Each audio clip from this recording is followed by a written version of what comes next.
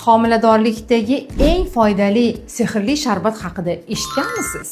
Bu sharbatdan har kuni bir stakandan iste'mol qilish kelajakda chaqalog'ingizning miyasi, ko'zlari hamda yuragini to'liq rivojlanishi uchun asos hisoblanadi.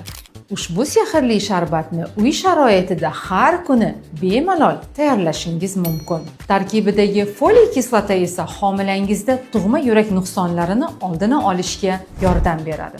Antioksidantlar esa onaning ham, bolaning ham immunitetini mustahkamlaydi. Ushbu sehrli sharbat tarkibidagi kaliy esa homilada yo'ldoshni erta qarishini oldini oladi hamda qon aylanishini qo'llab-quvvatlaydi.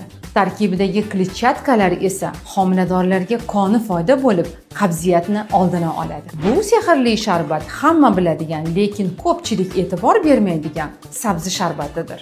Yodingizda tuting, homiladorlik davrida siz nafaqat o'zingiz, balki homilangiz uchun ham ovqatlanasiz.